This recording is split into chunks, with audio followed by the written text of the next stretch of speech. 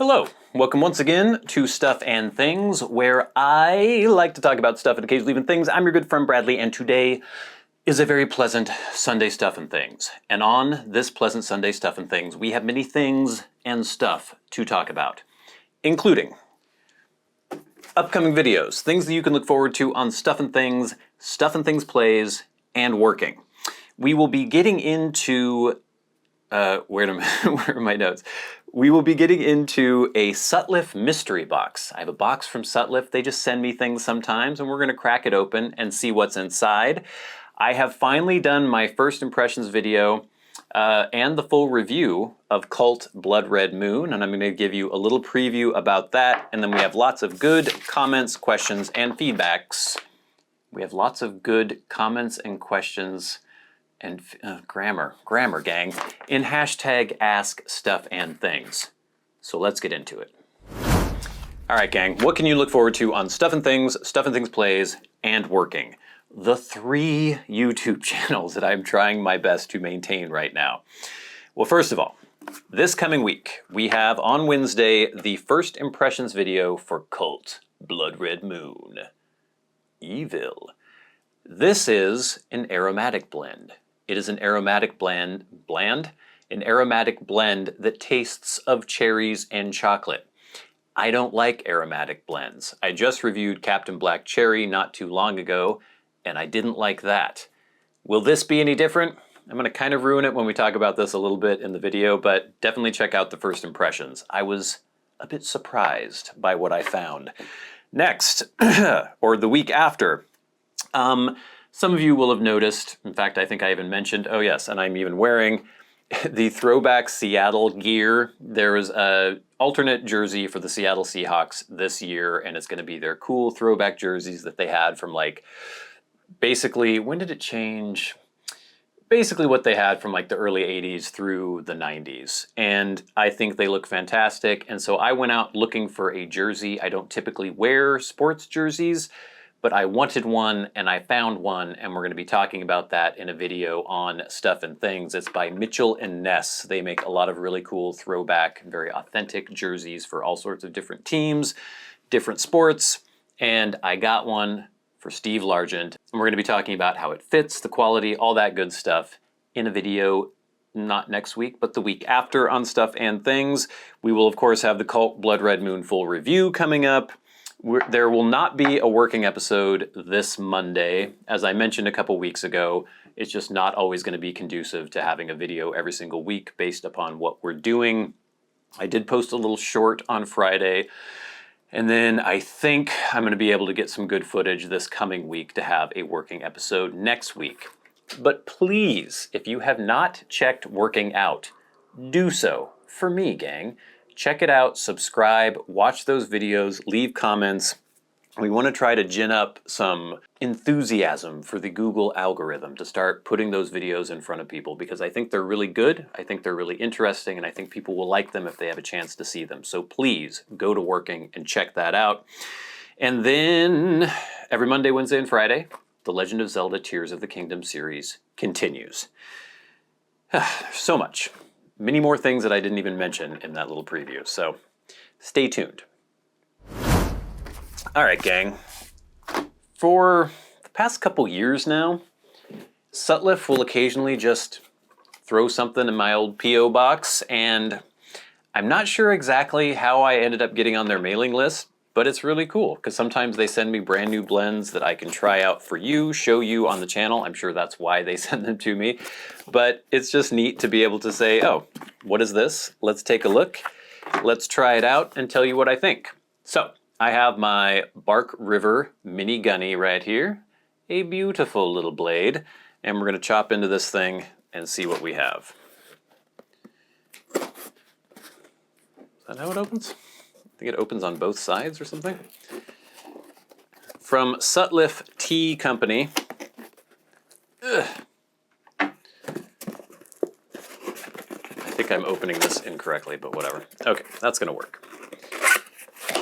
What have we got in here? Let's see. I don't know if it's just one tin. I think so. Well packaged. Okay, just more packing material in there. What is this gonna be?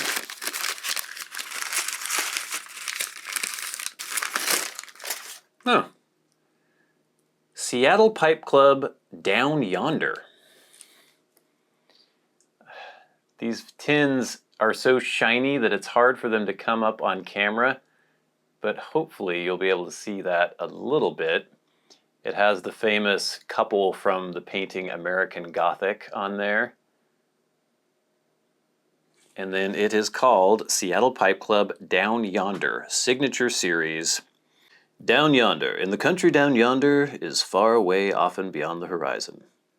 In the country, down yonder is far away, often beyond the horizon. And a wish for simpler times. This delicate, pure...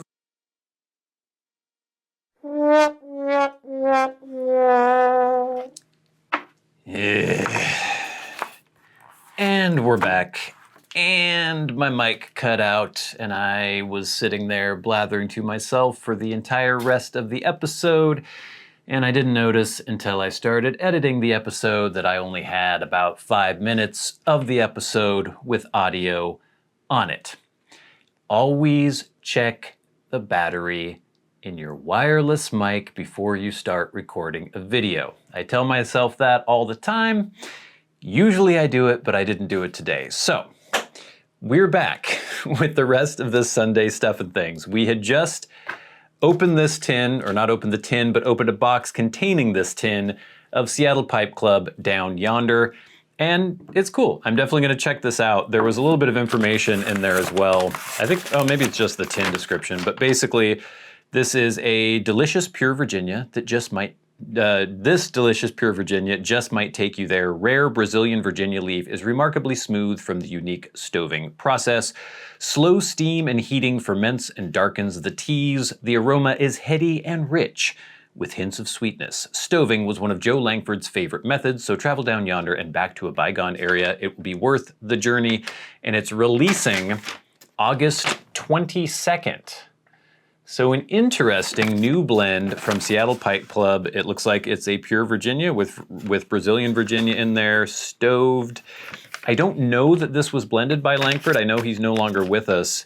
Maybe just, they say it's stoving is something he enjoyed, so maybe it's in his memory. I'm not sure, but we have Seattle Pipe Club Down Yonder, and we will be checking this blend out in the future, coming up pretty soon, but it is releasing on August 22nd. So thank you, Sutliff, for sending it along. It's so hard to re-record a video when you've already recorded it once. You just basically have to, I wish I had one of those neuralizers or something from Men in Black so I could zap my brain and make it so I didn't realize that I have already done this, and then I could just be completely spontaneous and extemporaneous and all that good stuff. We'll just try to pretend that I didn't record this whole video already, and I will talk about Cult Blood Red Moon. I told you that we'll be doing the first impressions video this next Wednesday, then we will have the video about the Seahawks Mitchell and Ness throwback jersey, but then the week after that will be the full review. I've already recorded the first impressions video and the full review for Cult Blood Red Moon. I don't want to give it all away, but I was pretty shocked when I did the first impressions video for this. I did a review of Captain Black Cherry not too long ago, and I was pretty disgusted by the whole thing. Did not like Captain Black Cherry at all. It's just too artificial, too chemically tasting. The big thing with so many of these aromatics is that they coat my mouth, and I hate the feeling of this really chemically, just kind of astringent coating that you get all over the roof of your mouth and on your teeth. Cult Blood Red Moon did not do that. There's a lot of stuff going on in this blend, but as far as the really negative, objectionable things that happen with me and aromatic blends, or most of the mainstream gloopy aromatic blends, Cult Blood Red Moon did not have those things. So it's pretty fascinating. I don't know, I won't say that I'm a convert to aromatics now, and I still want you to watch the first impression video and the full review eventually, because there's going to be so much more information there about just how I feel about this blend. But as far as just aromatics in general, I still go back to that idea of preferring coffee to taste like coffee. Preferring water to just be water and not be vitamin water or LaCroix seltzer water with just this kind of watered down flavoring that's been added to it with coffee, a little dash of French vanilla or something like that. No, just let my coffee taste like coffee, let my water taste like water, and my pop or my soda taste like soda instead of kind of combining the two. No, I know that pop is mostly soda, but you know what I mean. And I want my pipe blends to taste like pipe tea, not like cherry and chocolate like Cult Blood Red Moon does. But having said that, it's not bad. And I never thought I would say that about a cherry flavored blend. So definitely check out the first impressions video and the full review that are coming up, and you will hear more about my ideas on Cult Blood Red Moon and my ideas on aromatic blends in general. All right, gang, and now for the second time today, I don't have time for this, man.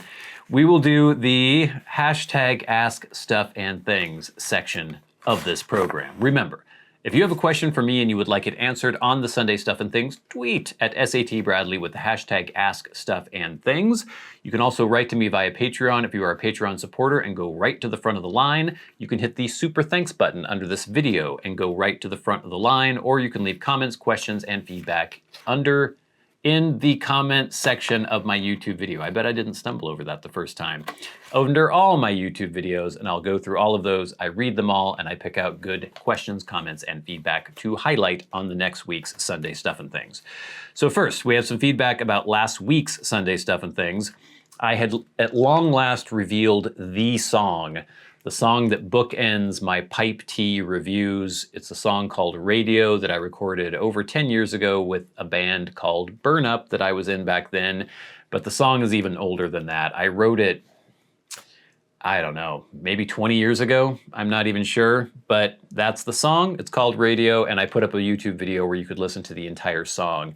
And I got a ton of feedback on that. I had over 100 comments on the song itself, and then so many comments on Sunday Stuff and Things last week.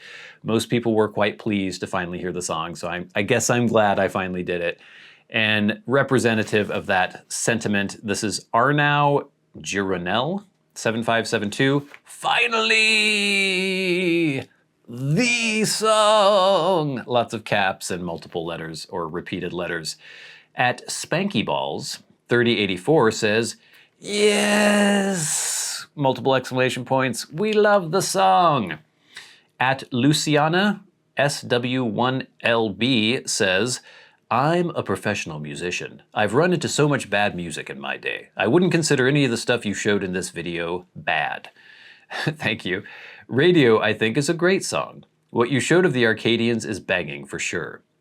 If I walked into a club for a drink and you guys were playing in there, I'd definitely stay. Maybe even try to get closer to the stage. Well, that's a compliment. I definitely take that as a compliment. It really seems like a song that would be great at stage volume. Thank you, Luciana. Next, at Brian Olson 5308. I have been watching your pipe videos for years, and that opening riff is now permanently associated with pipe essing, which is pretty cool if that's the case. I like that. Next, at Big Earn Bladesmith 2484 says, believe it or not, I was in 2 bands back in my younger days. One band called Chasing Storms. Bit of an interesting story how we came up with that name. After a concert we went to, we were driving home, and no more than 20 feet in front of our car was a torrential downpour. We were in that car with that downpour right in front of us for a full hour and a half. We never caught up to it. The band was more of, well, we had no clue. We were all over the place. All I can say is we were a rock alternative band. My other band was called The Miners, and we were a big band and swing type of band. Nowadays, trying to get me on stage is nigh on impossible. Just can't do it anymore for some reason. Thanks, Bigger, and that was a really cool story. Good origin story for a band name. And it was really cool to hear from so many of you in the comments talking about your experiences playing in bands in the past, some who are still currently doing it. There's kind of a, I don't know, a shared experience if you've ever been in a band, just what that's like playing shows. I don't know, it's very unique and it's really cool to hear your experiences. And then we have from @EDODT4220, those square Samuel Gawith tins are the only tins that have ever failed me. So I was talking about that. Some people were saying that the Gawith tins failed quite a bit. I said I hadn't had that experience, but this person has. I also store mine responsibly. I think I've had 3 end up coming unsealed. I had a tin of squadron leader set aside for a rainy day, and when that day came, I was disappointed to find that the tin had failed at some point, and all that was left was a brick of bone-dry tea. I have come to the conclusion that those need to be jarred pronto. However, I have a lot of tins and not near enough empty jars, so as I sit here, it makes me wonder if there's another in the bunch that has failed, just waiting to disappoint me on another rainy day. As long as it's not one of the tins of full Virginia flake. Yeah, interesting. Thank you for sharing your experience there. Like I said last week, I haven't had any issue with any Gawith tins, but I probably haven't had any for more than 3 or 4 years, I would say. I'll definitely keep an eye on it, and I'd love to hear from anyone else if they've had that experience. And then we posted the video last week of me snorkeling in a lake with a GoPro. Beautiful Lake Whatcom near where I live in Bellingham, Washington. Gorgeous lake, and many people enjoyed the video. You should check that out if you haven't seen it yet. But no one ever really seems to think about snorkeling in a lake. And I show you, hey, there's stuff to see in a lake. So @Alfonso Murra, Alfonso Mural 4792 says, that was a fun video. You ever fish there? And no, I never have, oddly enough. There are fish in the lake. I think there are 6 native species like cutthroat, trout, kokanee, maybe stickleback, sculpin. What else is in there natively? I don't know. Several fish, and then several have been introduced, some legally, some illegally. I think there's smallmouth bass, largemouth bass, bluegill, yellow perch, bullheads, like a bunch of stuff that aren't supposed to be in there are in there, but there are a lot of fish. But no, never fished there for some reason. @Manitoa #1 says, visibility was surprisingly good. Most lakes are much murkier where I live, unfortunately. I love the first feeling of icy cold water chilling my brain. And yeah, I was complaining how murky the water was when I was recording that video because it was really windy and choppy. But apparently, according to Manitoa, looked pretty clear to him. And that's actually where we get our drinking water in my city. Obviously, it goes through a whole treatment process and everything. We don't just dip a glass into the lake and start drinking it, but it's pretty good quality water. Probably the best tasting tap water I've ever had in my life. Bellingham, Washington. @CheesyBacon says, as lakes go, that one is abnormally clean and clear. Yeah, I guess so. And @Akronov says, come on, Bradley, channel your Scandinavian ancestors in that cold lake. Just kidding. I would have done the same thing. Loving the 80s synthwave soundtrack, by the way. And yeah, I was acting fairly wussy as I was getting into the water, but it's very cold. It's a very big, very deep lake. It is fed by mountain streams and by basically snow melt. And it's cold. It takes a long time for the summer. You know, even if it's been a warm summer, it takes a long time for the lake to start getting a little bit warmer. And yeah, it's a bit freezing. So I usually go get in there up to my waist or so. And then once I'm up to there, once the crotchile region has been submerged, then I will just completely go in. But there you go. And that's it, gang. Thank you for all that feedback. Please keep it coming in. It really helps me with the show. It helps me have new topics to discuss. It helps to just get feedback from you, know how I'm doing. So please keep all that feedback coming in. But now, gang, it is time for the very best part of the show, and that is where we thank our Patreon supporters. Remember, if you would like to support the channels on Patreon, 3 channels now, there is a link in the description box below, and it is much appreciated.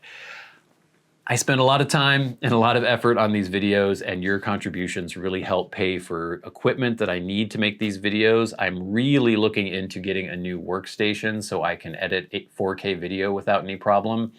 Even just doing 1080p on my system is kind of a chore. It's pretty laborious, so I'm looking into a new workstation, and money that you contribute to the Patreon account helps go towards all of that stuff, and it is super, super appreciated. And every week we like to shout out those who support the channels at $25 or more a month.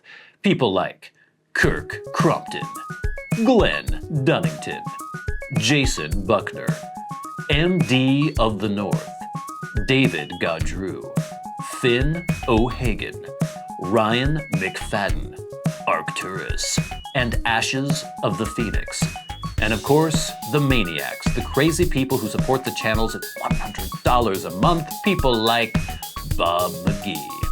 And we'll never forget our dearly departed friend and Hall of Fame member, Peter Straub. Thank you all so much. Thank you all so much for watching, for subscribing. Please subscribe if you haven't done that, and please go to working and subscribe if you haven't done that. Please keep all the feedback and all the good stuff coming in. Stay tuned for all the good things coming up on the channel, especially the Cult Blood Red Moon stuff. This is going to be this Wednesday, and then a couple Wednesdays after that. So much content.